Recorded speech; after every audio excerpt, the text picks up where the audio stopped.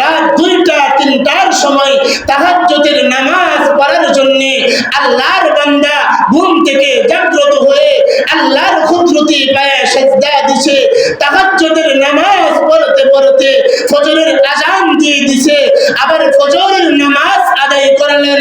ফজরের নামাজ আদায় করার পরে আল্লাহর বান্দা কৃষি কাজ করে, কৃষি কাজ করার জন্য যখন জমিনে ছড়াইয়া ছিটাইয়া পড়েছে, কিছুক্ষণ পরে আবার যোহরের আযান দিয়ে দিছে। আযান দেওয়ার পরে আল্লাহর বান্দা নামাজকে প্রাধান্য দিয়া যোহরের নামাজ আদায় করার জন্য সব কিছুকে কুরবান করে কৃষি কাজ ছেড়ে আবার নামাজ পড়ার জন্য চলে আসছে। যোহরের নামাজ আদায় করার পরে আল্লাহর বান্দা একটু বিশ্রাম করবেন, একটু খানা দানা করবেন। খানা দানা করার পরে যখন আরামের বিছানায় গেছেন ঘুমাইবার জন্য, আরামের ঘুম শুরু হয়ে গেছে, এমন সময় আসরের আযান শুরু হয়ে গেছে। আসরের আযান শুরু হয়ে যাওয়ার পরে আল্লাহর বান্দা আর আরামের বিছানায় থাকে নাই, আরামের বিছানা ত্যাগ করে আল্লাহর বান্দা আল্লাহকে রাজি করার জন্য আসরের নামাজ পড়ার জন্য মসজিদের মধ্যে চলে গেছে। আবার আসরের নামাজ পড়ে যখন বাড়ির মধ্যে আসলেন, বাড়ির মধ্যে আসার পরে বিবি সাহেব বলতেছেন বাজার লাগবে, মাছ লাগবে, তরি তরকারি লাগবে। আল্লাহর বান্দা বাজার করার জন্য বাজারে গিয়েছেন। বাজার করতে করতে আযানের সময় চলে আসছে, আযান চলে আসছে।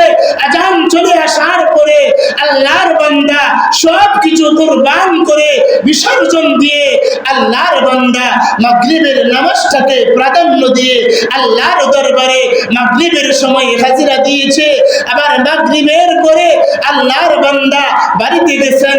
ছেলে আছে, মেয়ে আছে, বিবি আছে, তাদের সাথে একটু আনন্দ উল্লাস করতে হবে।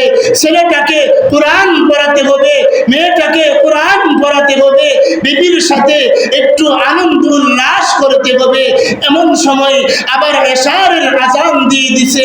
এশারের আযান দেওয়ার পরে আল্লাহর বান্দা সব কিছু বিসর্জন দিয়ে আল্লাহর বান্দা বিবির ভালোবাসা ছেড়ে দিয়ে, সন্তানের ভালোবাসা ছেড়ে দিয়ে এশারের নামাজ আদায় করার জন্য আল্লাহর বান্দা আমি আল্লাহর ডাকে, আমি আল্লাহকে রাজি করার জন্য মসজিদের মধ্যে চলে গেছে।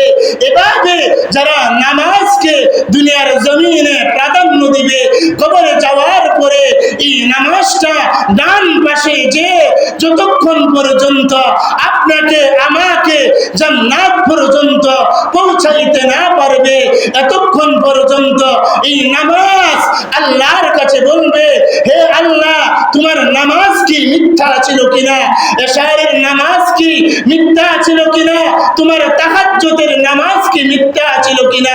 যদি মিথ্যা হয়ে থাকে তোমার বান্দাকে মাফ করার দরকার নাই, আর যদি সত্য হয়ে থাকে তোমার বান্দাকে এই মুহূর্তেই এখনই মাফ করে কবরের মধ্যে জান্নাতের ফয়সালা করতে হবে। আওয়াজ দিয়ে বলেন আল্লাহু আকবার। আল্লাহু আকবার। আওয়াজ হচ্ছে না, আর জোরে আল্লাহু আকবার।